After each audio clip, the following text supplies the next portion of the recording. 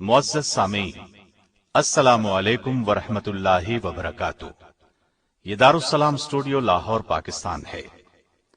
जर्नैल सहाबा के सिलसिले की दो कड़ियां सैयदना अबू उबैदा बिन जर्राह और सैयदना खालिद बिन वलीद हम आपकी खिदमत में पेश कर चुके हैं। इस सिलसिले की तीसरी पेशकश हाजिर है। इस हिस्से में हम आपको इस्लाम के अजीम मुजाहिद सैयदना साद बिन अबी वक्कास के हैरत अंगेज और चौंका देने वाले वाकयात सुना रहे हैं। जिहाद के मैदान में जिस तरह सैयदना खालिद बिन वलीद और सैयदना अबू उबैदा बिन जर्राह ने नाम पाया, उसी तरह साद बिन अबी वक्कास भी अजीम सिपा सालार के तौर पर जाने जाते हैं। इससे बढ़कर ये कि आप अशरा मुबशरा में भी शामिल हैं। हमें उम्मीद है आपको ये वलवला अंगेज सिलसिला पसंद आएगा। तो आइए सुनते हैं जर्नैल सहाबा हिस्सा सोम सैयदना साद बिन अबी वक्कास रज़ियल्लाहु अन्हु। पेशकश मोहम्मद तारिक शाहिद। इराक के मशहूर मकाम जसर में इस्लामी लश्कर और इराकी फौज का आमना सामना हुआ। इराक का लश्कर जर्रार पूरी तैयारियों के साथ आया था। घमसान का रन पड़ा। दुश्मन का हमला इस कदर तेज और तूफानी था कि एक ही दिन में 4000 मुजाहिद शहीद हो गए। अमीरुल मोमिनीन सैयदना उमर बिन खत्ताब रजी अल्लाह अन्हो ये हौलनाक खबर सुनकर बहुत गमगीन हुए। उन्होंने खुद मैदान जंग में जाने का फैसला किया। मदीने में सैयदना अली रजी अल्लाह अन्हो को अपना कायम मकाम बनाकर आप इराक जाने के लिए निकले। अभी मदीने से कुछ ही फासले पर पहुंचे थे कि सैयदना अब्दुर्रहमान बिन औफ रजी अल्लाह अन्हो को पता चला। बहुत परेशान हुए, फौरन दौड़े और आपको जा लिया। आपका रास्ता रोका और अर्ज किया, अमीरुल मोमिनीन, आप अपने फैसले पर नजरसानी करें। इन हालात में आपका मरकज़े इस्लाम में रहना इंतहाई जरूरी है।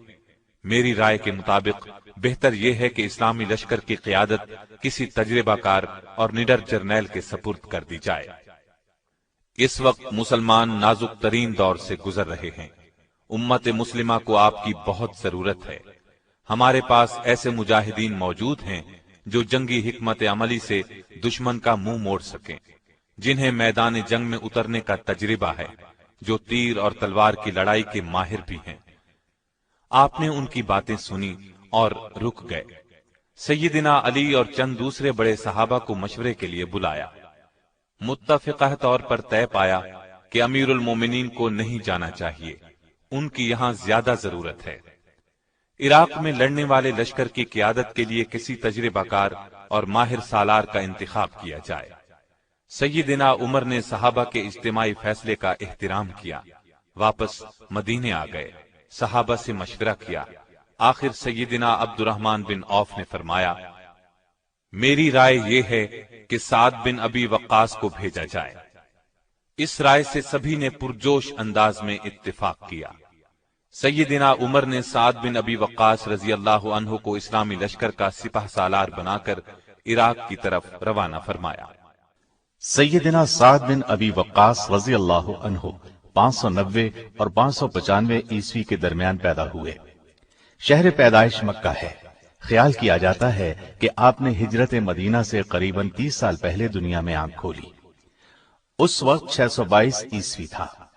इस हिसाब से आप उम्र में नबी करीम सल्लल्लाहु अलैहि वसल्लम से करीबन 23 साल छोटे थे। माँ बाप ने नाम साद रखा। आपके वालिद का नाम मालिक और कुनियत अबू वक्कास थी, लिहाजा आप साद बिन अबी वक्कास के नाम से मशहूर हुए। आपकी कुनियत अबू इसहाक थी। आपके दो बेटों के नाम इसहाक अकबर और इसहाक असगर थे। उन्हीं के नाम पर कुनियत थी। आप कबीला कुरैश की एक मुअज़्ज़ज़ शाख बनु ज़ुहरा से ताल्लुक रखते थे। आपका सिलसिला नसब 5वीं पुश्त में रसूलुल्लाह सल्लल्लाहु अलैहि वसल्लम के नसबनामे से मिल जाता है। आपके वालिद अबू वक्कास मालिक ने इस्लाम का जमाना नहीं पाया। वालिदा का नाम हमना था। उनका ताल्लुक कुरैश की शाख बनु उमैया से था। रसूल अकरम सल्लल्लाहु अलैहि वसल्लम सैयदना साद के फूफीजाद भाई थे। आपके वालिद चूंकि बीबी आमिना के चचाजाद भाई भी थे, इसलिए आपके मामू थे, और इस तरह आप नबी करीम सल्लल्लाहु अलैहि वसल्लम के मामूजाद भाई थे। जवानी की उम्र को पहुंचने तक आपने मुख्तलिफ हथियारों का इस्तेमाल सीख लिया था। تیر بنانے کے فن میں تو آپ نے بہت مہارت حاصل کر لی تھی۔ 16-17 برس کی عمر میں ان کا شمار مکے کے بہادر، نیک اور سمجھدار نوجوانوں میں ہونے لگا تھا۔ اعلان نبوت کے پہلے 7 دنوں میں سے کسی دن آپ نے اسلام قبول کر لیا تھا۔ کہا جاتا ہے کہ جو ہی آپ کو اسلام کی دعوت دی گئی آپ نے قبول کر لی۔ اس طرح آپ السابقون الاولون میں شمار ہوئے، یعنی سب سے پہلے ایمان لانے والوں میں سے تھے، اور ان سب سے اللہ تعالیٰ کا وعدہ جنت کا ہے۔ نبی کریم صلی اللہ علیہ وسلم نے جن 10 صحابہ رضی اللہ عنہم کا نام لے کر جنتی ہونے کی بشارت دی، آپ بھی ان میں سے ایک ہیں۔ جب آپ ایمان لائے تو عمر 17 یا 19 سال تھی۔ آپ کی والدہ کو آپ کے ایمان لانے کے بارے میں علم ہوا تو وہ سخت ناراض ہوئی۔ انہیں اپنے باپ دادا کے مذہب سے بہت پیار تھا، چنانچہ انہوں نے ان سے کہا، جب تک یہ نیا دین نہیں چھوڑو گے میں نہ کچھ کھاؤں گی، نہ پیوں گی اور نہ کوئی بات کروں گی۔ آپ کو اپنی والدہ سے بہت پیار تھا۔ ماں کو پریشان دیکھنا آپ کے لیے بہت بڑا امتحان تھا، لیکن وہ اس امتحان میں پورے اترے۔ ماں 3 دن تک بھوکی پیاسی رہی، آپ نے پھر بھی اس کی بات نہ مانی، سختی سے اسلام پر ڈٹے رہے۔ جب والدہ کی حالت نازک ہو گئی تو دوسرے بیٹے نے اسے پانی پلایا۔ اس موقع پر اللہ تعالیٰ کا یہ حکم نازل ہوا، ہم نے انسان کو والدین کے ساتھ اچھا سلوک کرنے کی ہدایت کی، اور اگر وہ تجھے میرے ساتھ شرک پر مجبور کرے جس کا آپ کو علم نہیں تو ان کا کہنا مت مان، تم سب کا لوٹنا میری ہی طرف ہے، پھر میں ہر اس چیز کی تمہیں خبر دوں گا جو تم کرتے تھے۔ ابتدا میں مسلمان چھپ کر عبادت کرتے تھے۔ سعد بن ابی وقاص بھی ان میں شامل تھے۔ کھلے بندوں عبادت کرنے میں خطرہ تھا، کہیں مشرکین انہیں نقصان نہ پہنچائے۔ ایک روز آپ دوسرے مسلمانوں کے ساتھ مل کر ایک ویران گھاٹی میں نماز ادا کر رہے تھے۔ چند کافر ادھر نکل آئے۔ انہوں نے پہلے تو مسلمانوں کا مذاق اڑایا، پھر انہیں مارنے پیٹنے لگے۔ سیدنا سعد اس وقت بالکل نوجوان تھے، انہیں جوش آ گیا۔ پاس ہی اونٹ کی ایک ہڈی پڑی تھی، اس کو اٹھا کر کافروں پر حملہ کر دیا۔ ایک کافر کے سر پر زور سے ہڈی لگی تو اس کا سر پھٹ گیا، دوسرے اسے ساتھ لیے بھاگ نکلے۔ کہا جاتا ہے سیدنا سعد پہلے شخص ہیں جنہوں نے اللہ کے دین کی خاطر کسی کافر کا خون بہایا۔ نبوت کے 6 سال کے آخر میں مکے کے کافروں نے فیصلہ کیا کہ جب تک ابو طالب اپنے بھتیجے کو ان کے حوالے نہیں کرے گا اس وقت تک بنو ہاشم سے کوئی شخص کسی قسم کا تعلق نہیں رکھے گا، نہ ان سے شادی بیاہ کرے گا، نہ انہیں کھانے پینے کی کوئی چیز فروخت کرے گا، نہ کوئی اور لین دین کرے گا۔ انہوں نے یہ فیصلہ لکھ کر کعبے کے دروازے پر لگا دیا۔ ابو طالب کو پتا چلا تو نبی کریم صلی اللہ علیہ وسلم کے دشمن ابو لہب اور اس کے گھر والوں کے سوا باقی خاندان کے سب لوگوں کو شیب ابی طالب میں لے گئے۔ قریش کے خاندان بنو مطلب نے بھی ان کا ساتھ دیا۔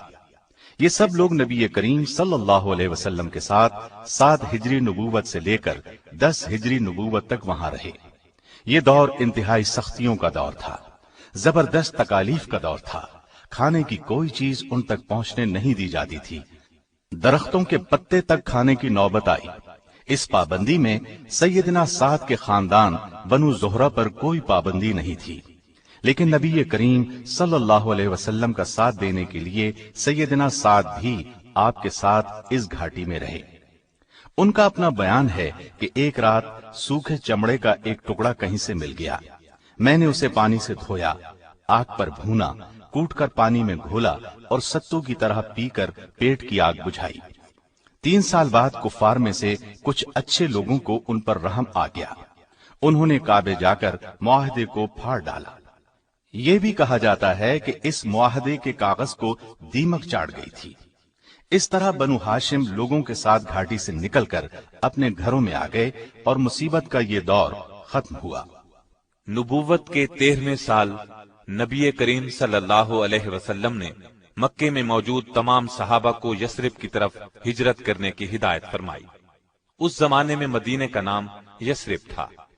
اس سے پہلے نبوت کے 5ویں اور 6 سال صحابہ کی ایک بڑی تعداد نبی صلی اللہ علیہ وسلم کی ہدایت پر حبش کی طرف ہجرت کر گئی تھی، لیکن سعد بن ابی وقاص اور کچھ دوسرے مسلمانوں نے آپ کے ساتھ ہی رہنا پسند کیا تھا۔ اب حالات بدل گئے تھے۔ وہ اس طرح کہ مکے سے قریباً 300 میل دور شہر یثرب کے بہت سے لوگ اسلام قبول کر چکے تھے، اور انہوں نے نبی صلی اللہ علیہ وسلم کو اپنے شہر آنے کی دعوت دی تھی۔ یہ وعدہ کیا تھا کہ ہر قیمت پر آپ کی حفاظت کریں گے۔ نبی صلی اللہ علیہ وسلم نے ان کی دعوت قبول کر لی تھی، لیکن مناسب یہ سمجھا کہ پہلے اپنے چند صحابہ کرام کو مدینے بھیج دیں، پھر خود تشریف لے جائیں۔ چنانچہ آپ کی ہدایت پر مسلمانوں نے یثرب کی طرف ہجرت کی۔ ان میں سیدنا سعد بن ابی وقاص رضی اللہ عنہ بھی تھے، بلکہ ان کے 14 سالہ چھوٹے بھائی عمیر رضی اللہ عنہ بھی تھے۔ یہ بھی اسلام قبول کر چکے تھے۔ تھوڑے ہی عرصے بعد نبی صلی اللہ علیہ وسلم بھی مکے سے ہجرت کر کے یثرب تشریف لے آئے۔ اس طرح یہ پرانا شہر یثرب سے مدینۃ النبی بن گیا۔ بعد میں صرف مدینہ کہلایا جانے لگا۔ مدینے میں مسلمان اگرچہ کفار کے ظلم و ستم سے محفوظ ہو گئے تھے، لیکن کوئی نہ کوئی صحابی آپ کی قیام گاہ کے پہرے پر ضرور موجود رہتے تھے۔ سیدنا سعد کو بھی آپ کی قیام گاہ پر پہرا دینے کی عزت نصیب ہوئی۔ ام المومنین سیدہ عائشہ رضی اللہ عنہا فرماتی ہیں کہ ایک رات نبی صلی اللہ علیہ وسلم کی نیند اچاٹ ہو گئی۔ نبی صلی اللہ علیہ وسلم نے فرمایا، کاش آج کوئی نیک آدمی پہرے پر ہوتا۔ اتنے میں ہم نے ہتھیاروں کی جھنکار سنی۔ رسول اللہ صلی اللہ علیہ وسلم نے فرمایا، کون ہے؟ جواب ملا، سعد ہوں۔ آپ نے فرمایا، کس لیے آئے ہو؟ عرض کیا، دل میں خیال گزرا کوئی دشمن آپ کو نقصان پہنچانے کی کوشش نہ کرے، سو پہرا دینے کے لیے چلا آیا۔ نبی صلی اللہ علیہ وسلم نے انہیں دعا دی اور سو گئے۔ غزوہ بدر سے پہلے جو چھوٹی چھوٹی مہمات پیش آئیں، ان تمام مہمات میں سعد بن ابی وقاص شریک رہے۔ ہجرت کے دوسرے سال رمضان میں بدر کی لڑائی ہوئی۔ ہجرت کے بعد مسلمانوں اور کافروں میں یہ پہلی بڑی اور اہم لڑائی تھی۔ قریباً 1000 کافر مکے سے مسلمانوں کے خلاف لڑنے کے لیے آئے تھے۔ ان کافروں میں قریش کے بڑے بڑے بہادر شامل تھے۔ ان کے پاس ہر طرح کا ساز و سامان تھا، جبکہ مسلمان صرف 313 تھے اور بے سر و سامان تھے، لیکن یہ اللہ کے سپاہی تھے۔ سر و سامان کی انہیں کوئی پرواہ نہیں تھی، انہیں تو بس اللہ کے راستے میں جان دینے کی آرزو تھی کہ اللہ ان کے اگلے پچھلے گناہ معاف کر دے۔ اسی لیے ان بدری مجاہدین کا مرتبہ دوسرے تمام صحابہ سے بلند ہے۔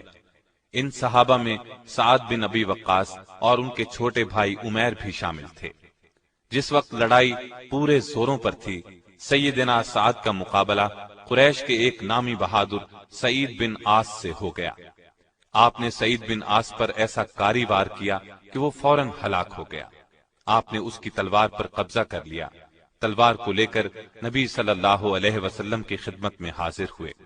اس وقت تک غنیمت کے مال کے بارے میں کوئی حکم نہیں ہوا تھا، چنانچہ آپ نے فرمایا، یہ تلوار جہاں سے اٹھائی ہے وہیں رکھ دو۔ سعد بن ابی وقاص نے فوراً حکم کی تعمیل کی، تلوار وہیں رکھ دی، لیکن تلوار واپس رکھنے سے وہ غمگین ہو گئے۔ اللہ کی رحمت جوش میں آئی، جلد ہی سورہ انفال نازل ہوئی۔ اس میں یہ حکم بھی تھا کہ جو مال تم نے لڑائی میں حاصل کیا ہے وہ بالکل حلال ہے۔ اس پر آپ صلی اللہ علیہ وسلم نے سعد کو بلایا اور فرمایا، جاؤ اور اپنی تلوار اٹھا لو۔ اس لڑائی میں سیدنا سعد نے کسی دوسرے کی مدد کے بغیر 2 کافروں کو قیدی بھی بنایا تھا۔ اللہ کی مدد اور مجاہدین کی بہادری کی بدولت کافروں کو بری طرح شکست ہوئی۔ ان کے 70 آدمی لڑائی میں مارے گئے۔ ان میں بڑے بڑے سردار ابو جہل، عاص بن ہشام، عتبہ بن ربیعہ، شیبہ بن ربیعہ، امیہ بن خلف وغیرہ شامل تھے۔ ان کے علاوہ 70 کافروں کو قیدی بنا لیا گیا، باقی لوگ بھاگ کر واپس چلے گئے۔ بدر کی لڑائی میں مسلمانوں کے صرف 14 مجاہد شہید ہوئے۔ ان میں سعد کے چھوٹے بھائی عمیر بھی شامل ہیں۔ خود سیدنا سعد کا بیان ہے کہ لڑائی شروع ہونے سے پہلے میں نے عمیر کو دیکھا، ادھر ادھر چھپتا پھر رہا تھا۔ پوچھا، کیا بات ہے، اس طرح چھپتے کیوں پھر رہے ہو؟ کہنے لگے، بھائی جان، میری عمر کم ہے، ڈرتا ہوں کہیں رسول اللہ صلی اللہ علیہ وسلم لڑائی میں حصہ لینے سے روک نہ دیں، جبکہ میری دلی تمنا ہے کہ میں اللہ کی راہ میں لڑوں، شاید اللہ مجھے شہادت کا رتبہ عطا فرما دے۔ پھر وہی ہوا جس کا ڈر تھا۔ مقابلے کے وقت رسول اللہ صلی اللہ علیہ وسلم نے انہیں دیکھا اور واپس جانے کا حکم دیا۔ عمیر رونے لگے۔ آپ کو ان کے شوق اور رونے کا حال معلوم ہوا تو نبی صلی اللہ علیہ وسلم نے انہیں اجازت دے دی۔ سیدنا سعد فرماتے ہیں، اب صورتحال یہ بنی کہ عمیر کا قد چھوٹا تھا اور تلوار بڑی، پھر بھی بڑی بہادری سے لڑے اور آخرکار کافروں کے مشہور پہلوان عمرو بن عبد ود کے ہاتھوں شہادت پائی۔ اس طرح ان کی دلی تمنا پوری ہو گئی۔ آپ کو ان سے بہت محبت تھی۔ ان کے شہید ہونے پر بہت غمگین ہوئے، لیکن انا للہ و انا الیہ راجعون پڑھ کر خاموش ہو گئے۔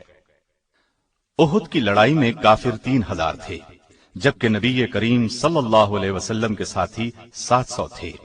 ان میں سیدنا سعد بھی تھے۔ اس لڑائی سے ایک دن پہلے سیدنا سعد رسول اللہ صلی اللہ علیہ وسلم کے ایک اور پیارے صحابی عبداللہ بن جہش رضی اللہ عنہ کے ساتھ بیٹھے تھے۔ یکا یک آپ نے ہاتھ اٹھائے اور یہ دعا کی، اے اللہ، کل جب لڑائی شروع ہو تو جو شخص میرے مقابلے میں آئے وہ بڑا تنومند اور دلاور ہو اور میں تیرے راستے میں اسے قتل کروں۔ ان کی اس دعا پر عبداللہ بن جہش نے آمین کہی، پھر خود ہاتھ اٹھا کر یہ دعا مانگی، اے اللہ، میرے مقابلے پر ایسا دشمن آئے جو بڑا طاقتور اور بہادر ہو، میں تیری راہ میں اس سے لڑوں یہاں تک کہ وہ مجھے قتل کر دے، میرے ناک، کان اور ہونٹ کاٹ لے۔ جب میں تجھ سے ملوں اور تو مجھ سے پوچھے تیرے ناک، کان اور ہونٹ کیوں کاٹے گئے تو میں عرض کروں، اے اللہ، تیرے لیے کاٹے گئے۔ دوسرے دن احد کے میدان میں جب لڑائی شروع ہوئی تو یہ دونوں بہت بے جگری سے لڑے۔ جس طرف بھی نکلے دشمنوں کی صفیں الٹ دیں۔ یکا یک سیدنا سعد کی نظر کافروں کے ایک نامی جنگجو پر پڑی۔ اس کا نام طلحہ بن ابی طلحہ تھا۔ انہوں نے تاک کر اس کے گلے میں تیر مارا۔ اس کی زبان کتے کی طرح باہر نکل آئی، تڑپ تڑپ کر مر گیا۔ یوں سیدنا سعد کی دعا قبول ہوئی۔ دوسری طرف عبداللہ بن جہش اس قدر جوش سے لڑے، اس قدر جمع مردی سے تلوار چلائی کہ دشمنوں کو قتل کرتے کرتے تلوار ٹوٹ گئی۔ فوراً نبی کریم صلی اللہ علیہ وسلم کی خدمت میں حاضر ہوئے۔ آپ نے انہیں کھجور کی ایک شاخ عطا کی۔ انہوں نے اس سے تلوار کا کام لیا۔ بہت دیر تک اس شاخ سے لڑتے رہے۔ آخر کافروں کے ایک نامی جنگجو ابو الحکم بن اخنس نے ان پر تلوار کا ایسا وار کیا کہ آپ شہید ہو گئے۔ کافروں نے آپ کے ناک، کان اور ہونٹ کاٹ لیے، ان کو دھاگے میں پرو دیا۔ سیدنا سعد کا گزر ان کی ناش کے پاس سے ہوا۔ حالت دیکھ کر بے ساختہ ان کے منہ سے نکل گیا، اللہ کی قسم، عبداللہ کی دعا میری دعا سے بہتر تھی۔ احد کی لڑائی میں تیر انداز دستے کی کوتاہی کی وجہ سے جب مسلمانوں کے پاؤں اکھڑے اور نبی کریم صلی اللہ علیہ وسلم کی شہادت کی خبر اڑی تو آپ کے نزدیک صرف چند جانثار صحابہ رہ گئے۔ ان میں سعد بھی تھے۔ یہ اصحاب شروع سے آخر تک اپنی جانوں کی بازی لگا کر نبی کریم صلی اللہ علیہ وسلم کی حفاظت کرتے رہے۔ دشمن کے جو آدمی آپ کی طرف بڑھتے یہ جانثار انہیں بھگا دیتے۔ سیدنا سعد کو تیر چلانے میں بہت مہارت حاصل تھی۔ آپ نبی کریم صلی اللہ علیہ وسلم کے سامنے کھڑے ہو گئے اور تیر چلانے لگے۔ آپ صلی اللہ علیہ وسلم اپنے ترکش میں سے تیر نکال نکال کر انہیں دیتے جاتے تھے اور فرماتے جا رہے تھے، اے سعد، تیر چلا، میرے ماں باپ تجھ پر قربان ہوں۔ سیدنا علی رضی اللہ عنہ فرماتے ہیں، میں نے سعد کے سوا کسی اور کے حق میں ایسے الفاظ رسول اللہ صلی اللہ علیہ وسلم کی زبان مبارک سے نہیں سنے۔ کہا جاتا ہے احد کی لڑائی میں سعد نے 1000 تیر چلائے۔ ایک کافر ابو سعد بن ابی طلحہ مسلمانوں پر بڑھ چڑھ کر حملے کر رہا تھا۔ سیدنا سعد نے اسے ایک تیر تاک کر مارا، وہ تڑپ تڑپ کر ٹھنڈا ہو گیا۔ جلد ہی مسلمانوں کو معلوم ہو گیا کہ نبی کریم صلی اللہ علیہ وسلم کی شہادت کی خبر غلط تھی، لہٰذا وہ پرجوش انداز میں پلٹ پڑے اور لڑائی کا پانسا پلٹ گیا، کافر بھاگ گئے۔ خندق کی لڑائی میں بھی सैयदना साद शरीक थे। हिजरत के छठे साल बैअत रिजवान का वाकया पेश आया। 1400 सहाबा उस बैअत में शरीक हुए। अल्लाह ताला ने उन्हें खुले अल्फाज में अपने राजी होने की खुशखबरी दी। उनमें साद भी शामिल थे। बैअत रिजवान के बाद आपने खैबर, हुनैन, मक्का और ताइफ और तबूक की मुहिम्मात में भी बराबर हिस्सा लिया। खैबर और हुनैन की लड़ाइयों में सैयदना साद बहुत बहादुरी से लड़े। तबूक की लड़ाई के बाद जुल्हज्जा का महीना आया तो नबी करीम सल्लल्लाहु अलैहि वसल्लम ने 300 मुसलमानों का एक काफिला हज के लिए मक्के रवाना फरमाया। इनमें साद को भी भेजा। हिजरत के 10वें साल नबी करीम सल्लल्लाहु अलैहि वसल्लम खुद हज के लिए तशरीफ ले गए। 1 लाख से ज्यादा मुसलमान आपके साथ थे। इनमें साद भी थे। मक्का पहुंचकर आप बीमार हो गए। नबी करीम सल्लल्लाहु अलैहि वसल्लम को उनकी बीमारी की खबर हुई तो इयादत के लिए तशरीफ लाए। इस मौके पर सैयदना साद ने रोकर कहा, ऐ अल्लाह के रसूल, मैं मक्के में मर रहा हूँ, हालांकि मैं अल्लाह की राह में इस जगह को हमेशा के लिए छोड़ चुका हूँ। नबी करीम सल्लल्लाहु अलैहि वसल्लम ने अपना हाथ उनकी पेशानी पर रखा, फिर उनके चेहरे और पेट पर फेरा। उसके बाद दुआ फरमाई, ऐ अल्लाह, साद को शिफा दे और इसकी हिजरत को पूरा फरमा। आप जल्द ही सेहतयाब हो गए। उसके बाद आप फरमाया करते थे कि रसूलुल्लाह सल्लल्लाहु अलैहि वसल्लम के हाथ मुबारक की ठंडक मैं आज तक अपने जिगर में महसूस करता हूँ। हज्जतुल विदा के बाद सैयदना साद रसूलुल्लाह सल्लल्लाहु अलैहि वसल्लम के साथ वापस मदीने आ गए। करीबन 3 माह गुजरे थे कि नबी करीम सल्लल्लाहु अलैहि वसल्लम इस दुनिया से रुखसत होकर अपने अल्लाह के पास चले गए। दूसरे सहाबा की तरह ये सदमा आपके लिए भी जिंदगी का सबसे बड़ा सदमा था। नबी करीम सल्लल्लाहु अलैहि वसल्लम के बाद अबू बकर रज़ियल्लाहु अन्हु खलीफा बने। आप सैयदना साद के मर्तबे से अच्छी तरह वाकिफ थे। चुनाचे आपने उन्हें नजद में आबाद मशहूर कबीले हवाजिन का आमिल मुकर्रर कर दिया। आप जब तक वहां रहे अपने फराइज निहायत उम्दा तरीके से अंजाम देते रहे। ईरान और रूम उस जमाने में अरब की 2 पड़ोसी सल्तनतें थीं। दोनों बड़ी और ताकतवर थी। बनु शैबान अरब और ईरान की सरहदों के करीब आबाद थे। ईरान की हुकूमत उन्हें अपने मातहत ख्याल करती थी। उन पर आए दिन जुल्म ढाती थी। सैयदना मुसन्ना बिन हारिसा रज़ियल्लाहु अन्हु ने अपने कबीले बनु शैबान और कुछ दूसरे अरब कबीलों को साथ मिलाकर जालिम ईरानियों के खिलाफ जिहाद शुरू कर दिया। वो किसी न किसी ईरानी इलाके पर छापा मारकर वापस आ जाते। उनकी ख्वाहिश थी कि ईरान पर बाकायदा हमला किया जाए, लेकिन इस्लामी हुकूमत की मदद के बगैर ईरान जैसी ताकतवर सल्तनत पर हमला मुमकिन नहीं था। चुनाचे जब सैयदना अबू बकर रज़ियल्लाहु अन्हु अंदरूनी बगावतों पर काबू पा चुके तो मुसन्ना ने उनकी खिदमत में पहुंचकर मदद की दरखास्त की। अबू बकर ने उनसे वादा किया कि बहुत जल्द मदद भेजेंगे। इस तरह मुसन्ना खुश खुश वापस चले गए।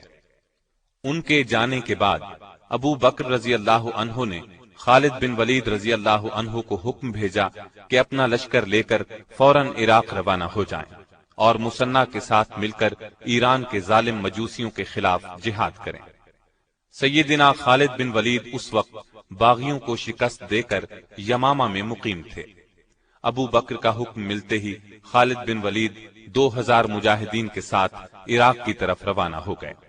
रास्ते में और मुजाहिदीन भी उनके लश्कर में शामिल होने लगे। इस तरह उनके लश्कर की तादाद 10,000 तक पहुंच गई। इराक की सरहद पर पहुंचे तो सैयदना मुसन्ना भी 8,000 मुजाहिदीन के साथ उनसे आ मिले। अब इस्लामी लश्कर तूफान की तरह इराक में दाखिल हुआ। ईरानियों ने जगह जगह मुसलमानों का मुकाबला किया, लेकिन मुसलमान उन्हें शिकस्त पर शिकस्त देते आगे बढ़ते चले गए, यहां तक कि हीरा का मशहूर शहर फतह हो गया। इसके बाद कुछ और शहर फतह करके सैयदना खालिद आगे बढ़ने का इरादा कर रहे थे कि अबू बकर ने खालिद बिन वलीद को अपनी निस्फ फौज के साथ इराक से शाम पहुंचने का हुक्म दिया। वहां मुसलमानों को रूमियों के एक बड़े लश्कर का सामना था। सैयदना खालिद के शाम जाने के बाद ईरानियों ने आपस में तमाम झगड़े खत्म कर दिए और सबने मिलकर शहर बराज को अपना बादशाह चुन लिया। शहर बराज एक बड़ा लश्कर مسنہ رضی اللہ عنہ کے لشکر کے مقابلے میں لے آیا۔ اس لشکر کو بھی سیدنا مسنہ نے شکست دی۔ اس کے بعد 3 بادشاہ باری باری ایران کے تخت پر بیٹھے، لیکن ان میں سے کوئی بھی حکومت نہ چلا سکا۔ آخر ایرانیوں نے ایک شہزادی پوران دخت کو شاہی تخت پر بٹھا کر اپنی ملکہ بنا لیا۔ پوران دخت نے ایران کے ایک مشہور پہلوان رستم کو اپنا وزیر اعظم اور سپہ سالار بنایا۔ رستم نے مسلمانوں کو عراق سے نکالنے کے لیے زبردست جنگی تیاریاں کی اور ایرانیوں میں ایک نیا جوش بھر دیا۔ سیدنا مسنہ نے جب یہ دیکھا کہ ایرانیوں کے مقابلے میں ان کی فوج بہت تھوڑی ہے اور سامان بھی حد درجے کم ہے، تو وہ مدد کے لیے چند مجاہدین کے ساتھ مدینے کی طرف روانہ ہو گئے۔ جس دن یہ مدینے پہنچے اس وقت ابو بکر رضی اللہ عنہ شدید بیمار تھے اور سیدنا عمر رضی اللہ عنہ کے بارے میں وصیت فرما چکے تھے کہ ان کے بعد وہ خلیفہ ہوں گے۔ انہوں نے مسنہ رضی اللہ عنہ کے آنے کی خبر سن کر اپنے پاس بلایا، عراق کے تمام حالات سنے، پھر سیدنا عمر کو بلایا، انہیں ان الفاظ میں وصیت کی: اے عمر، میرا دم دن کو نکلے تو رات کو، اور رات کو نکلے تو صبح ہونے سے پہلے مسلمانوں کو مسنہ کی مدد کے لیے تیار کرنا۔ پھر اپنے کفن وغیرہ کے بارے میں کچھ وصیت کی، اور آخر 22 جمادی الاخر 13 ہجری کو وفات پا گئے۔ انا للہ و انا الیہ راجعون۔ حضرت ابو بکر صدیق رضی اللہ عنہ کے بعد سیدنا عمر رضی اللہ عنہ نے سب سے پہلا کام یہ کیا کہ مسلمانوں کو جمع کیا، انہیں عراق کے حالات بتائے۔ مسلمان جہاد کے لیے تیار ہو گئے تو آپ نے مسنہ کو واپس بھیج دیا اور انہیں ہدایت کی کہ وہ اپنا لشکر ہیرا سے پیچھے ہٹا کر عرب کی سرحد کے قریب لے آئیں اور امدادی لشکر کے پہنچنے کا انتظار کریں۔ پھر آپ نے عراق کے لیے ایک لشکر تیار فرمایا۔ ابو عبیدہ کو اس لشکر کا سپہ سالار بنا کر عراق جانے کا حکم دیا۔ ابو عبیدہ صحابی نہیں تھے، لیکن بہت دلیر اور نڈر تھے۔ یہ مدینے سے کوچ کر کے بہت جلد مسنہ سے جا ملے۔ ادھر ایران کے وزیر اعظم رستم نے 2 بڑے لشکر مسلمانوں کے مقابلے کے لیے روانہ کیے۔ ابو عبیدہ نے ان دونوں کو نمارق اور کسکر کی لڑائیوں میں شکست دی۔ پھر آگے بڑھ کر باکیشیا کے مقام پر ایک ایرانی جرنیل جالینوس کو شکست دی اور شہر پر قبضہ کر لیا۔ رستم کو ان شکستوں کی خبر ملی تو اس نے ایک تجربہ کار جرنیل بہمن کو ایک لشکر جرار اور 20 جنگی ہاتھیوں کے ساتھ روانہ کیا۔ اس لڑائی میں ہاتھیوں نے تباہی مچا دی۔ ابو عبیدہ، ان کے ایک بھائی اور بہت سے دوسرے مسلمان ہاتھیوں کا مقابلہ کرتے ہوئے شہید ہو گئے۔ ایسے میں دریا کا پل ٹوٹ گیا اور بہت سے مسلمان دریا میں ڈوب گئے۔ مسنہ نے اس مشکل وقت میں بہت دلیری دکھائی اور اپنی باقی ماندہ فوج نرغے سے نکال لائے۔ اس لڑائی میں 9000 فوج میں سے 6000 شہید ہو گئے۔ یہ لڑائی جسر یعنی پل کی لڑائی کے نام سے مشہور ہے۔ سیدنا عمر کو جسر کی لڑائی میں مسلمانوں کی شکست کی خبر ملی تو انہیں بہت دکھ ہوا۔ انہوں نے ایک اور لشکر تیار کیا۔ آپ نے اس لشکر کو عبداللہ بن جریر بجلی کی ماتحتی میں مسنہ کی مدد کے لیے عراق روانہ کیا۔ ایرانیوں کی طرف سے ایک مشہور جرنیل مہران 1 لاکھ سے زائد فوج اور 20 جنگی ہاتھیوں کے ساتھ مسلمانوں کی طرف بڑھا۔ دریائے فرات کے کنارے بویب کے مقام پر دونوں فوجوں کا مقابلہ ہوا۔ گھمسان کی لڑائی ہوئی۔ مسلمانوں کی تعداد ایرانیوں سے بہت کم تھی، ان کے پاس ہاتھی بھی نہیں تھے، ساز و سامان بھی بہت کم تھا، پھر بھی وہ قدم جما کر اس شان سے لڑے کہ ایرانیوں کا منہ پھیر کر رکھ دیا۔ مسلمانوں کے جوش کا عجیب حال تھا۔ مسنہ اور ان کے بھائی سیدنا مسعود اس طرح لڑ رہے تھے کہ انہیں سر پیر کا کچھ ہوش نہ تھا۔ اچانک مسعود زخمی ہو کر گر پڑے۔ مسنہ نے دیکھا تو للکار کر کہا، مسلمانوں، شریف لوگ اسی طرح جان دیا کرتے ہیں، دیکھنا تمہارے جھنڈے ہرگز نہ جھکنے پائیں۔ جنگ جاری رہی۔ اب تک ایرانیوں کے بڑے بڑے سردار مارے جا چکے تھے، تاہم ان کا سپہ سالار قدم جما کر لڑ رہا تھا۔ قبیلہ تغلب کے ایک مجاہد نے اسے تاڑ لیا، تلوار سونت کر اس پر ٹوٹ پڑا۔ مہران کو مہلک زخم آیا، گھوڑے سے گرا اور وہ مجاہد اچک کر اس کے گھوڑے پر سوار ہو گیا اور بلند آواز سے نعرہ لگایا، میں تغلب کی اولاد ہوں، میں نے ایرانی سپہ سالار کو قتل کر دیا ہے۔ ایرانی فوج کے چھکے چھوٹ گئے، سپہ سالار کے مرتے ہی فوج بددل ہو گئی، قریباً 1 لاکھ ایرانی مارے گئے۔ हजारों दरिया में गिरकर हलाक हो गए। बोवैब के मैदान में साल हर साल ईरानियों की हड्डियों के ढेर पड़े रहे। उनको देखकर इबरत होती थी। बोवैब की लड़ाई जसर की लड़ाई का भरपूर जवाब थी। इस कदर बड़ी तादाद में मारे जाने वाले ईरानियों के मुकाबले में शहीद होने वाले मुसलमानों की तादाद सिर्फ 100 थी। बोवैब की फतह के बाद मुसलमान इराक अरब में चारों तरफ फैल गए। मुसन्ना रज़ियल्लाहु अन्हु का ख्याल था कि बोवैब की शिकस्त के बाद ईरानियों की हिम्मत जवाब दे गई है, लेकिन हुआ इसके उलट। इस शिकस्त ने उनमें आग सी लगा दी। ईरान के एक सिरे से लेकर दूसरे सिरे तक उनमें इत्तेफाक हो गया और वो मुसलमानों को इराक से निकालने के लिए जोर शोर से तैयारियां करने लगे।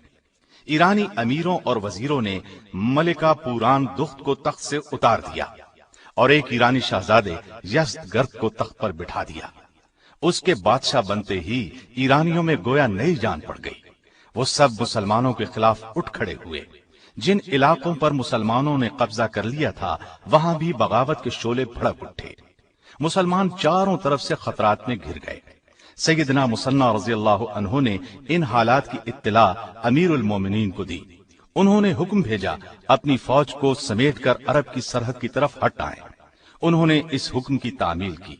तमाम फौजी दस्तों को जमा करके अरब की सरहद के करीब ज़ूक़ार के मकाम पर डेरे डाल दिए और सैयदना उमर के नए हुक्म का इंतजार करने लगे।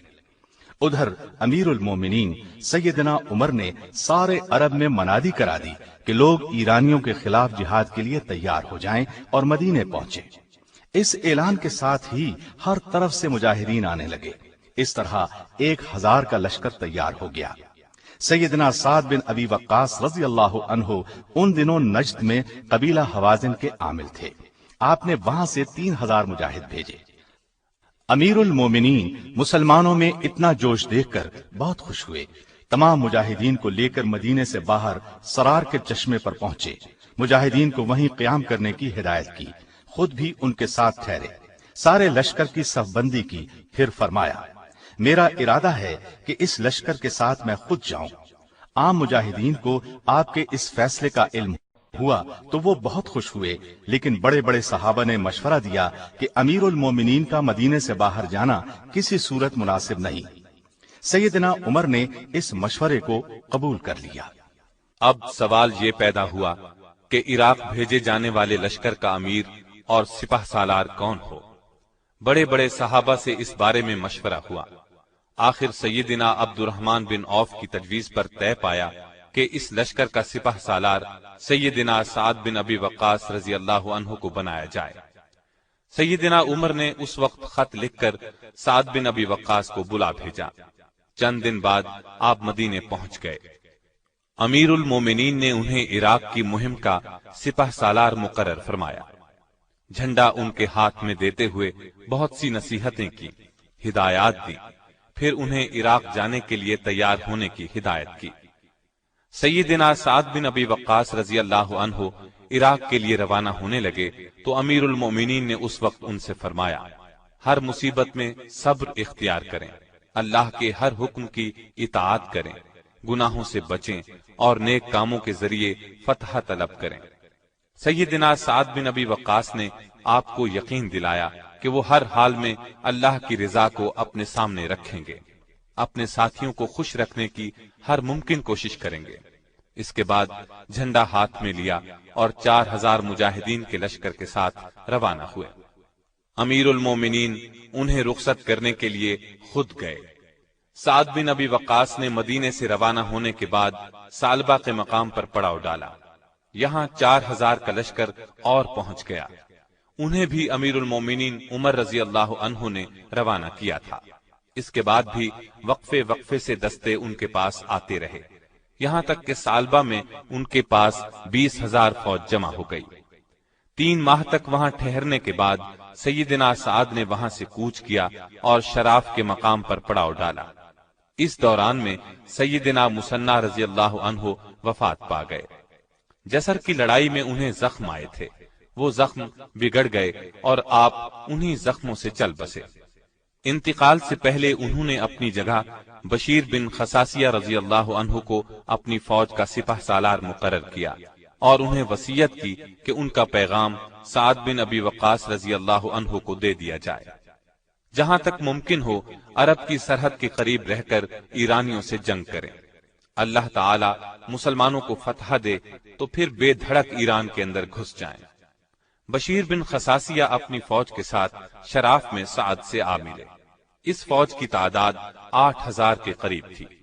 انہوں نے سعد کو مصنع کی وفات کی خبر سنائی، انہیں بہت صدمہ ہوا۔ شراف سے آپ نے تمام حالات امیر المومنین کو لکھ بھیجے، مصنع کی وصیت کا ذکر بھی کیا۔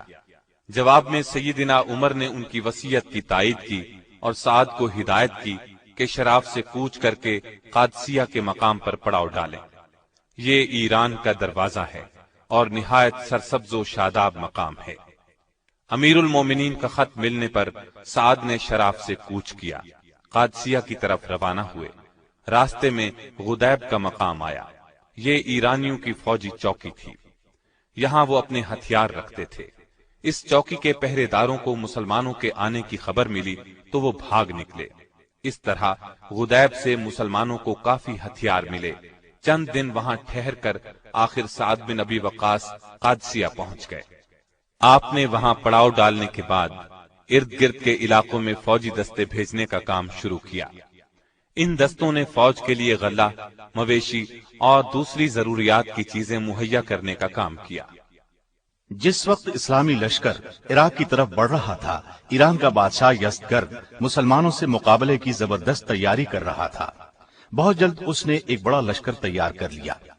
اس لشکر کا سپہ سالار اس نے وزیر اعظم رستم کو مقرر کیا اور اسے حکم دیا کہ وہ تباہ کن حملہ کر کے مسلمانوں کو پیس ڈالے۔ رستم ایران کا نامی گرامی بہادر تھا۔ وہ 60,000 فوج کے ساتھ ایران کے دارالحکومت مدائن سے مسلمانوں کے مقابلے کے لیے روانہ ہوا۔ مدائن سے چل کر یہ لشکر سابات کی فوجی چھاونی پہنچا۔ یہاں ہر طرف سے امدادی فوجی رستم کے پاس پہنچنے لگے، یہاں تک کہ تعداد 1.5 لاکھ ہو گئی۔ رستم کی فوج اب مسلمانوں سے لڑنے کے لیے بری طرح بے چین تھی۔ یہ تمام خبریں سیدنا سعد نے امیر المومنین کو لکھ بھیجی۔ ادھر سے جواب ملا، ایرانی فوجوں کی کثرت اور ساز و سامان سے گھبرانے کی ضرورت نہیں، اللہ پر پورا بھروسہ رکھیں، اسی سے مدد مانگیں۔ جنگ سے پہلے ایران کے بادشاہ کے پاس چند دانا اور بہادر لوگوں کو سفیر بنا کر بھیجیں، وہ اسے اسلام کی دعوت دیں۔ انشاءاللہ اس دعوت سے ایرانیوں کے ارادوں میں سستی پیدا ہوگی، اور اگر ان کا بادشاہ اسلام کی دعوت قبول کرنے سے انکار کر دے تو ان کا عذاب بھی اسی کے سر ہوگا۔ امیر المومنین کا حکم ملتے ہی سیدنا سعد نے اپنی فوج سے 14 آدمی منتخب کیے۔ یہ 14 آدمی سادہ لباس میں صرف کوڑے ہاتھ میں لیے مدائن میں داخل ہوئے۔ وہاں کے لوگ ان حضرات کو دیکھ کر بہت حیران ہوئے۔ ادھر بادشاہ یزدگرد کو ان کے آنے کی اطلاع مل چکی تھی۔ اس نے اپنے دربار کو بڑی شان و شوکت سے سجایا۔ یہ لوگ دربار میں داخل ہوئے۔ بادشاہ نے عربی جاننے والے درباری کے ذریعے ان سے پوچھا، تم لوگوں نے ہمارے ملک پر حملہ کیوں کیا ہے؟ سیدنا سعد نے ان 14 آدمیوں کا امیر سیدنا نعمان کو بنایا تھا۔ انہوں نے بادشاہ کی بات کا جواب دیا، اے بادشاہ، ہم دنیا جہاں کی برائیوں میں مبتلا تھے، اللہ نے ہم پر رحم کیا، ہماری طرف اپنا رسول بھیجا، اس نے ہمیں برے کاموں سے روکا، نیک کاموں کی ہدایت کی، بتوں کی پوجا چھوڑ کر ایک اللہ کی عبادت کرنے کا حکم دیا، اس کے بدلے میں دنیا اور آخرت کی کامیابی کی خبر دی۔ ہم اس پر ایمان لے آئے، پہلے عرب کے مختلف قبیلوں کو اسلام کی دعوت دی، وہ ہمارے ساتھ ہو گئے تو ہمیں حکم ملا قریبی ملکوں کے لوگوں کو اسلام کی دعوت دیں۔ ہمارا مقصد لوٹ مار کرنا نہیں، اگر تم کسی کو اللہ کا شریک نہ بناؤ، ایک اللہ کو معبود مانو، سچے رسول پر ایمان لے آؤ تو ہمارا تمہارا کوئی جھگڑا نہیں، ہم صرف اللہ کی کتاب قرآن مجید تمہارے درمیان چھوڑ کر چلے جائیں گے۔ اگر یہ منظور نہیں تو تمہیں جزیہ دینا ہوگا، اس پر بھی راضی نہیں تو تلوار ہمارے تمہارے درمیان فیصلہ کرے گی، جزیہ دینے کی صورت میں ہم تمہاری حفاظت کریں گے۔ یزدگرد کو یہ جواب سن کر بہت غصہ آیا، اس نے گرجدار آواز میں کہا، تم سانپ اور چھپلیاں کھانے والے بھوکے ننگے لوگ ہمارے ملک کو لوٹنا چاہتے ہو، اب وقت آ گیا ہے کہ تمہیں سزا دی جائے اور دھکے دے کر اس ملک سے نکال دیا جائے۔ تمہارے لیے میں زیادہ سے زیادہ یہ کر سکتا ہوں کہ تمہارے اونٹوں پر غلہ اور چھوارے لدوا دوں اور عرب پر ایسا حاکم مقرر کر دوں جو تمہارا خیال رکھے۔ اس کے علاوہ تم کچھ اور چاہتے ہو تو پھر تمہیں ذلت کی موت ملے گی۔ ان 14 سفیروں میں قیس بن زرارہ بھی شامل تھے۔ چند قدم آگے بڑھے اور بادشاہ سے بولے، اے بادشاہ، ہم عرب کے شریف لوگ ہیں، تمہاری نفرت بھری باتیں اس قابل نہیں کہ تمہیں جواب دیا جائے۔ ہم تو اسلام کا نور تمہارے سینوں میں اتارنا چاہتے ہیں۔ اسلام قبول کر لو تو بہتر، ورنہ جزیہ یا تلوار، ایک چیز تو تمہیں قبول کرنی ہوگی۔ اس پر یزدگرد کے غصے کی انتہا نہ رہی۔ اس نے چلا کر کہا، اگر ایلچیوں کا قتل جائز ہوتا تو آج تم میں سے کوئی زندہ بچ کر نہ جاتا۔ اے دوسروں کے ملکوں کو لوٹنے والوں، تمہیں یہ خاک ملے گی۔ یہ کہہ کر اس نے بہت سی خاک دھول منگوا کر مسلمانوں کے آگے پھینک دی۔ ایک مجاہد نے یہ خاک اپنی چادر میں ڈال لی۔ پھر سارے سفیر اپنے لشکر میں لوٹ آئے اور سیدنا سعد کے پاس پہنچ کر ان الفاظ میں انہیں مبارکباد دی، اے امیر مبارک ہو، دشمن نے خود اپنی زمین ہمیں دے دی ہے، انشاءاللہ اب ہم ضرور اس کے ملک پر قبضہ کر لیں گے۔ ایرانی سفیروں کے واپس جانے کے بعد یزدگرد نے رستم کو حکم دیا کہ سابات سے چل کر قادسیہ پہنچو اور مسلمانوں کو پیس ڈالو۔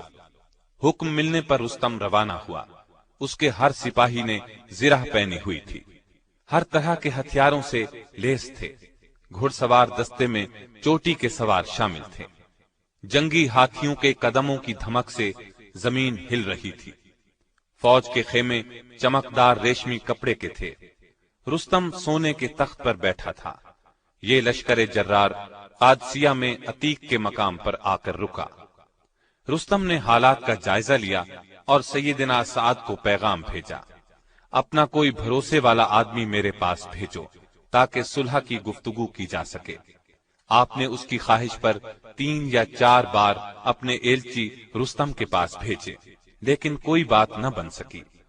آخری بار مغیرہ بن شعبہ رضی اللہ عنہ بات کرنے کے لیے گئے۔ ان کا شمار عرب کے نہایت دانا اور بہادر لوگوں میں ہوتا تھا۔ وہ بہت لاپرواہی سے رستم کے دربار میں داخل ہوئے اور اس کے تخت پر اس کے زانو سے زانو ملا کر بیٹھ گئے۔ یہ دیکھ کر دربار میں ہلچل مچ گئی۔ شاہی ملازمین نے آگے بڑھ کر انہیں تخت سے اتار دیا۔ اس پر سیدنا مغیرہ نے کہا، میں نے سنا تھا کہ ایران کے لوگ بہت تمیز والے ہیں، لیکن مجھے معلوم نہیں تھا کہ وہ ایک شخص کو خدا بنا کر تخت پر بٹھا دیتے ہیں اور اسے پوجنے لگتے ہیں۔ اللہ کا شکر ہے ہم عربوں میں یہ رواج نہیں ہے۔ تم نے خود یہاں مہمان بنا کر بلایا ہے، اس لیے میرے ساتھ تمہارا یہ سلوک مناسب نہیں تھا۔ رستم یہ سن کر شرمندہ ہوا اور کہا، یہ میرے خادموں کی غلطی تھی، لیکن یہ تو بتاؤ کہ تم اپنی اس پرانی تلوار اور چھوٹے چھوٹے تیروں سے ہمارا مقابلہ کیسے کرو گے؟ اس پر مغیرہ نے کہا، بے شک میری تلوار پرانی ہے، لیکن اس کی دھار بہت تیز ہے۔ باقی رہے تیر تو سمجھ لو آگ کا شعلہ چھوٹا سا بھی ہو آگ ہی ہے، آگ کا کام جلانا ہے۔ اس پر رستم نے کہا، تمہاری بہتری اسی میں ہے کہ یہاں سے چلے جاؤ، ہم تمہارا پیچھا نہیں کریں گے۔ اس کے جواب میں مغیرہ نے تلوار کے قبضے پر ہاتھ رکھ کر کہا، اگر تم اللہ کا سچا دین اسلام قبول نہیں کرتے تو جزیہ دینا قبول کرو، ورنہ تلوار ہمارے اور تمہارے درمیان فیصلہ کرے گی۔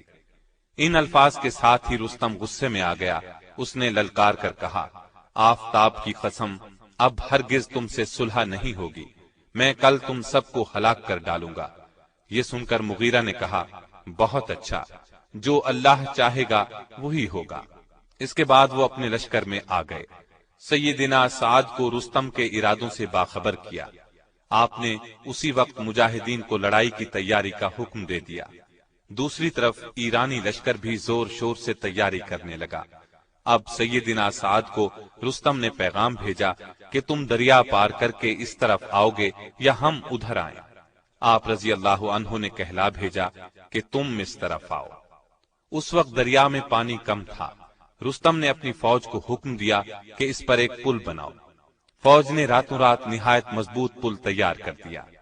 دوسرے دن رستم نے بڑی شان اور شوکت کے ساتھ دریا پار کیا، اپنی صف بندی کی، ہاتھیوں کی قطار کھڑی کی۔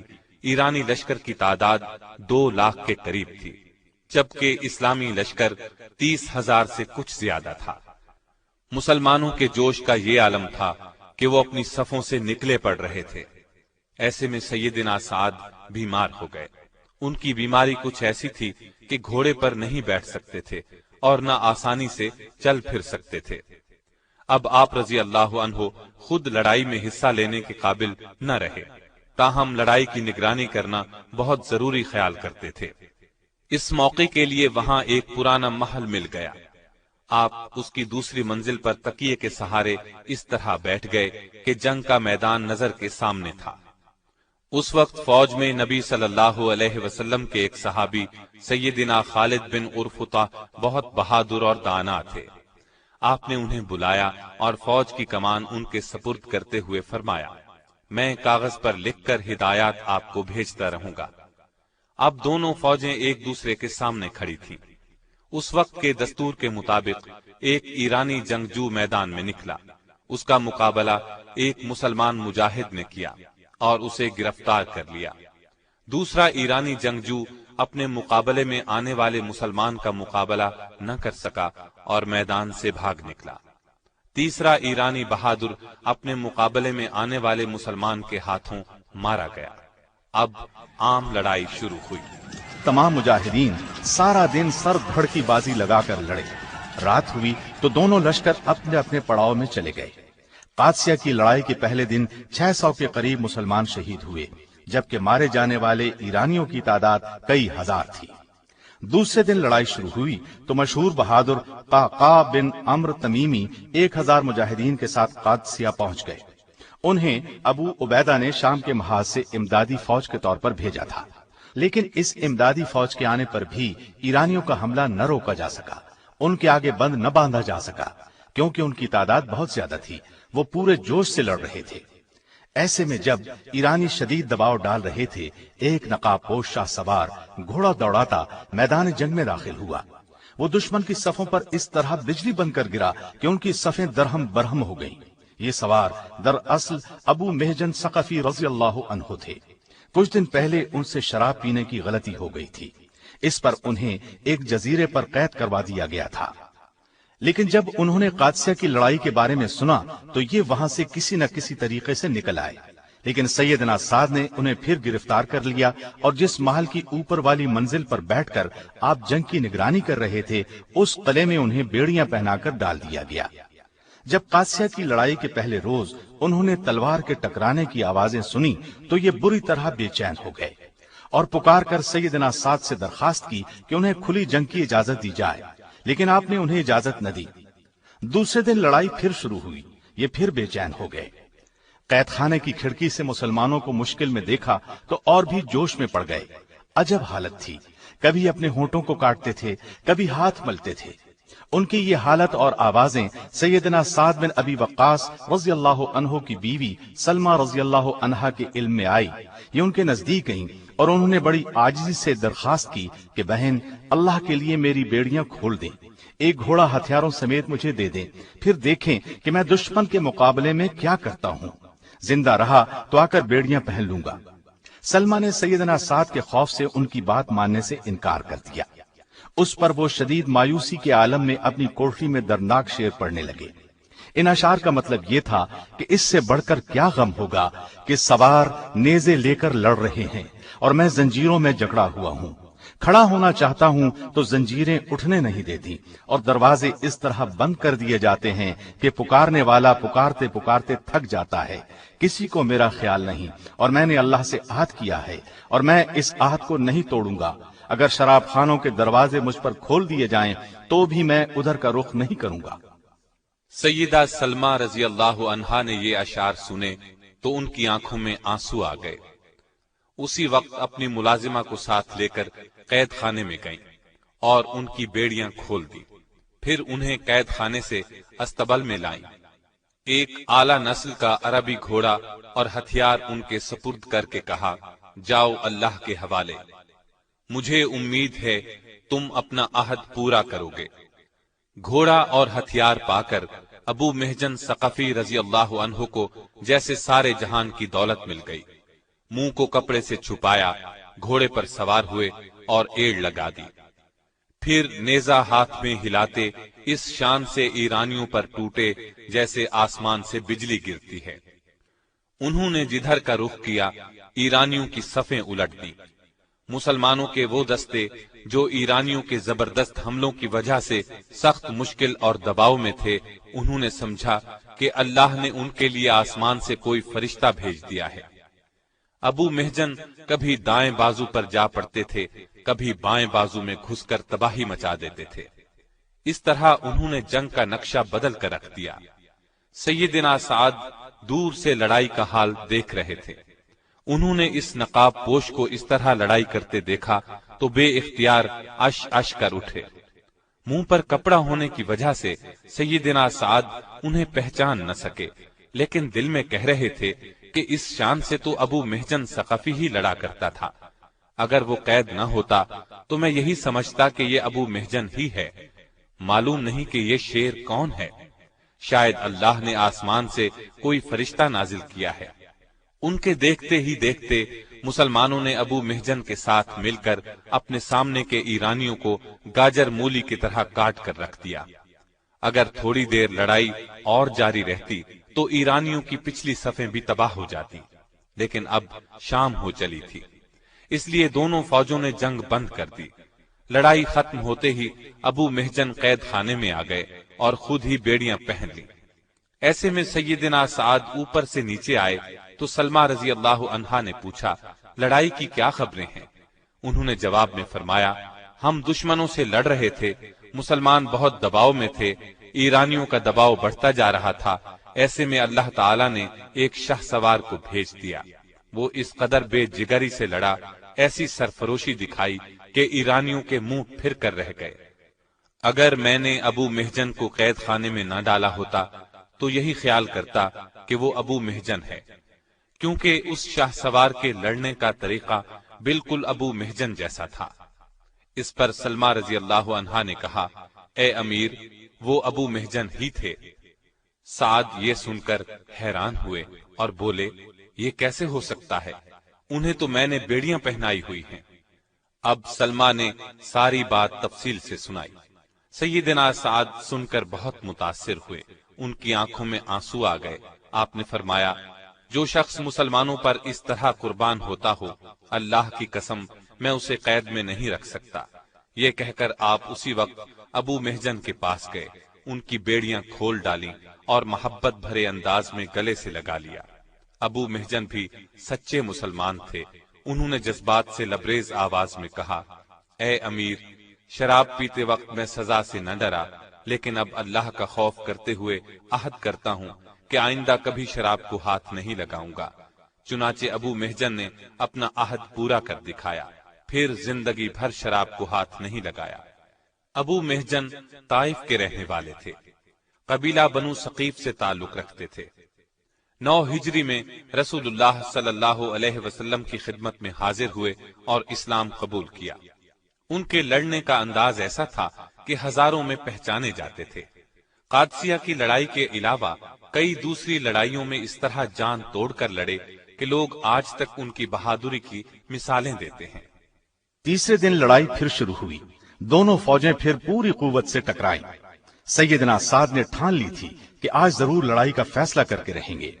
لڑائی شروع ہونے سے پہلے آپ کی ہدایت کے مطابق چند دستے میدان جنگ سے دور چلے گئے۔ ان میں سے ایک ایک دستہ تھوڑی تھوڑی دیر بعد تکبیر کے نعرے لگاتا میدان جنگ میں داخل ہوتا۔ اس سے ایرانی یہ سمجھنے پر مجبور ہو گئے کہ مسلمانوں کو مسلسل کمک پہنچ رہی ہے۔ اس احساس نے ان کے حوصلے پست کر دیے۔ اب شام ہو چکی تھی، لیکن سیدنا سعد لڑائی کا فیصلہ آج ہی چاہتے تھے۔ آپ نے خالد بن عرفطہ رضی اللہ عنہ کو حکم بھیجا کہ اپنے لشکر کی صفوں کو نئے سرے سے ترتیب دیں، اور جب میں تکبیر کا تیسرا نعرہ بلند کروں تو دشمن پر پوری طاقت سے ٹوٹ پڑنا۔ سیدنا خالد نے صفوں کو اس طرح ترتیب دیا کہ تیسرا نعرہ لگتے ہی دشمن پر کاری ضرب لگا سکیں۔ جنگی ہاتھیوں کو بھگا دینے کی وجہ سے مجاہدین کے حوصلے بلند ہو چکے تھے۔ وہ دشمن پر بھرپور وار کرنے کے لیے بری طرح بے چین تھے۔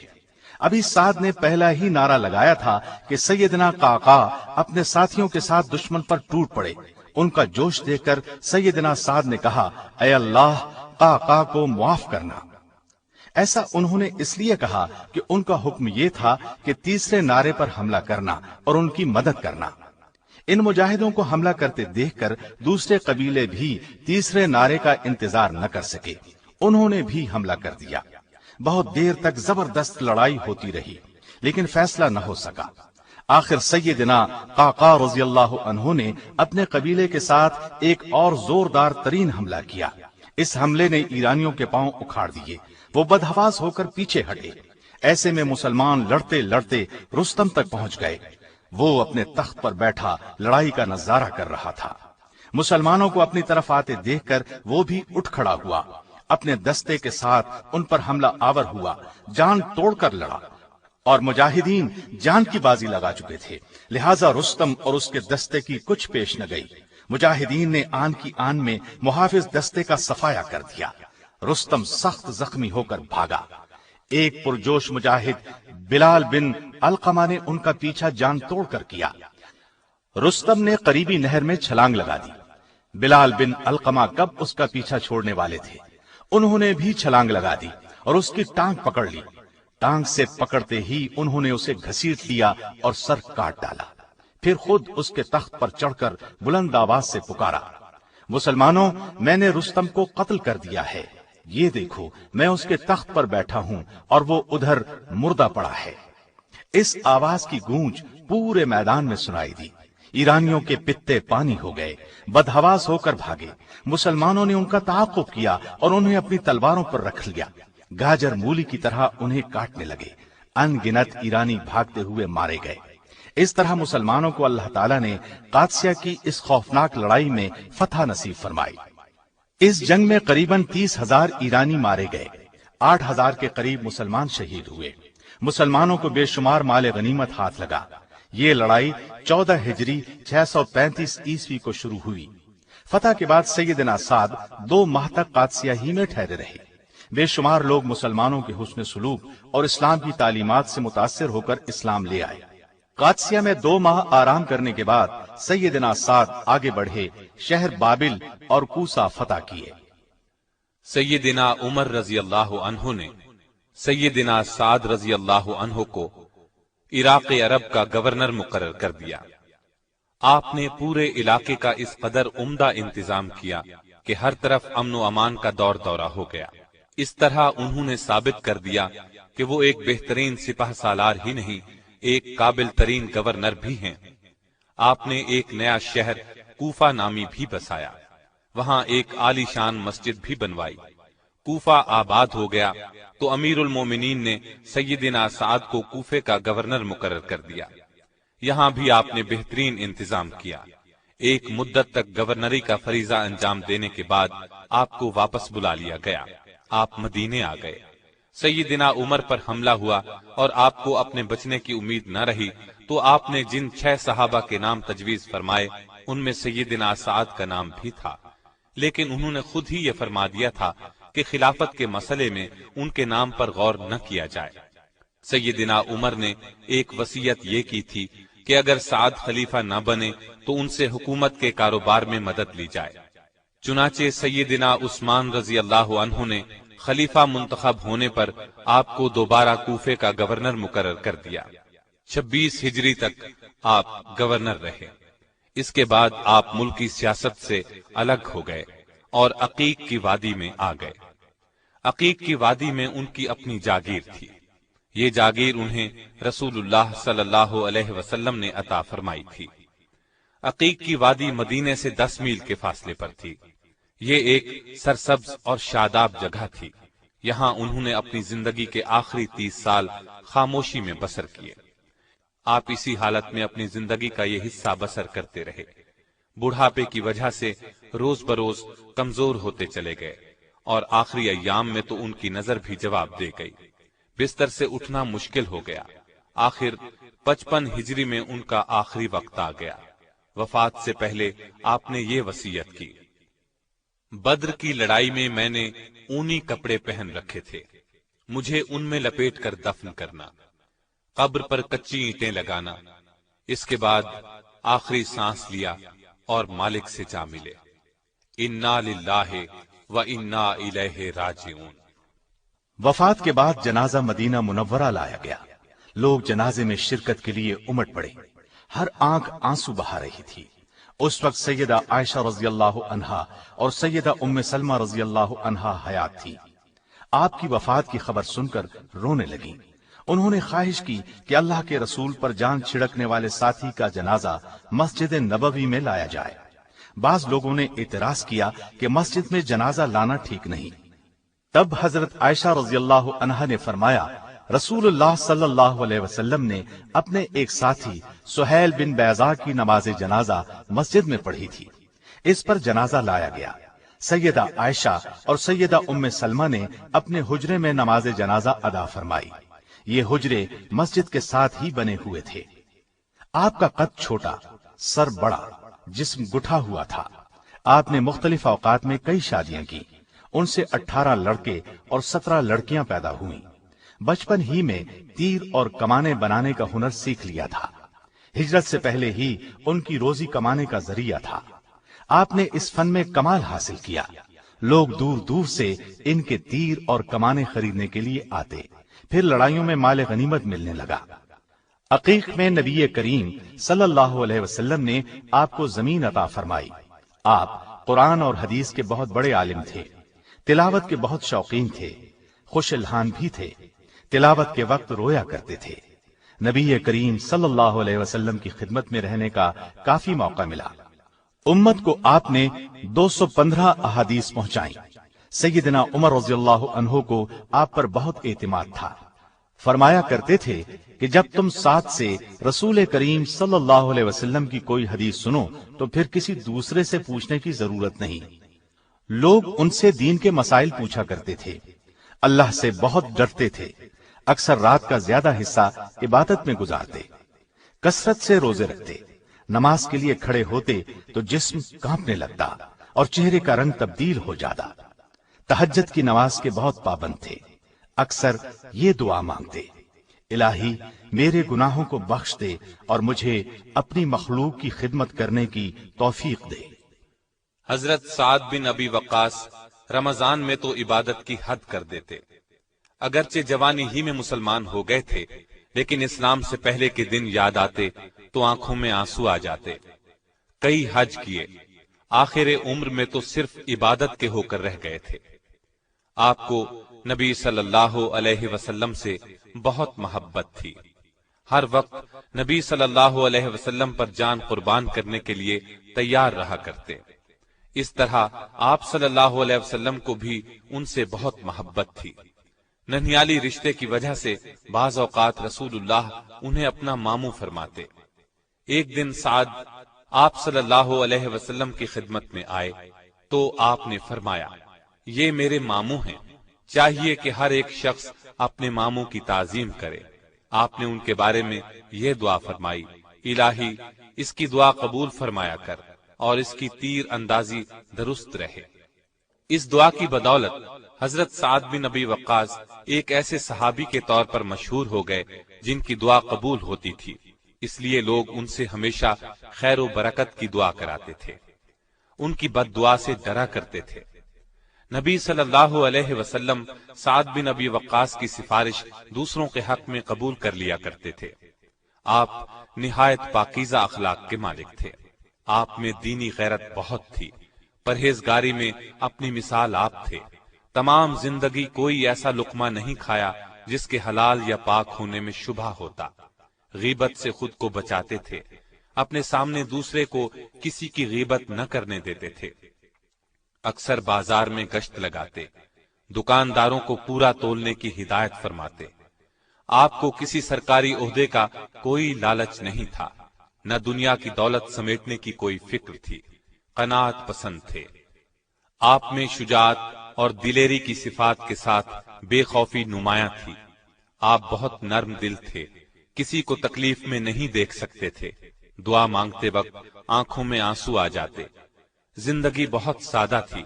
सादा गिजा और सादा लिबास से काम चलाते थे, लेकिन बड़े दरिया दिल थे। सवाल करने वाले को खाली हाथ नहीं लौटाते थे। गरीबों को अपने दस्तरखान पर बिठाकर खिलाते थे। मसाजिद और मदरसों की तामीर में अपने पास से बड़ी बड़ी रकमें देते थे। یہ عظیم جرنیل سب سے پہلے اسلام لانے والوں اور عشرہ مبشرہ میں شامل ہیں۔ دنیا میں ہی انہیں جنت کی خوشخبری زبان نبوت صلی اللہ علیہ وسلم سے ملی۔ آپ بدری صحابی بھی ہیں اور صلح حدیبیہ کے موقع پر بیعت رضوان میں بھی شریک تھے۔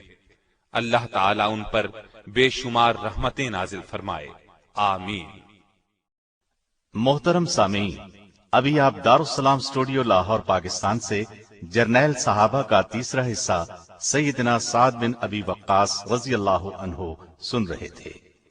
دارالسلام اسٹوڈیو دارالسلام پبلشرز اینڈ ڈسٹریبیوٹرز کا ایک حصہ ہے جو اسلامی کتب کی اشاعت کا بین الاقوامی ادارہ ہے، جس کا ہیڈ آفس سعودی عرب کے دارالحکومت ریاض میں واقع ہے، جس کے مینیجنگ ڈائریکٹر جناب عبد المالک مجاہد ہیں۔ دارالسلام کا دنیا کے 27 ملکوں میں نیٹ ورک ہے۔ پاکستان میں اس کا ایڈریس نوٹ کر لیں: دارالسلام اسٹوڈیو، 50 لوور مال، نزد ایم اے او کالج، لاہور۔